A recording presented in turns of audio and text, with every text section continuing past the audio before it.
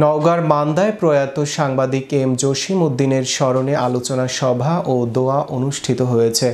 আজ শুক্রবার বিকেলে মান্দা প্রেস ক্লাবে এই স্মরণ সভার আয়োজন করা হয়। মান্দা প্রেস ক্লাবের সভাপতি মাসুদ রানার সভাপতিত্বে আলোচনা সভায় বক্তব্য দেন প্রেস ক্লাবের সাবেক সভাপতি নজরুল ইসলাম, প্রাথমিক শিক্ষক সমিতির সাবেক সভাপতি শাহাদাত হোসেন, মান্দা প্রেস ক্লাবের সাবেক আহ্বায়ক জিল্লুর রহমান, সাধারণ সম্পাদক শাহজাহান আলী, উপজেলা বণিক সমবায় সমিতির সভাপতি আক্তারুজ্জামান আল মনসুর, কালীগ্রাম দোডাঙ্গি উচ্চ বিদ্যালয়ের সহকারী প্রধান শিক্ষক দেলোয়ার হোসেন, সাংবাদিক এম রেজাউল ইসলাম, সাংবাদিক পলাশ চন্দ্র সরকার প্রমুখ।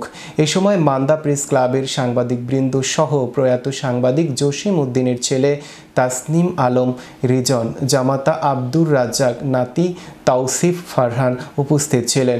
শেষে সাংবাদিক জসিম উদ্দিনের আত্মার মাগফিরাত কামনা করে দোয়া অনুষ্ঠিত হয়। উল্লেখ্য, প্রয়াত সাংবাদিক এম জসিম উদ্দিন জীবদ্দশায় গোটগাড়ি শহীদ মামুন সরকারি হাই স্কুল ও কলেজে সহকারী শিক্ষক হিসেবে কর্মরত ছিলেন।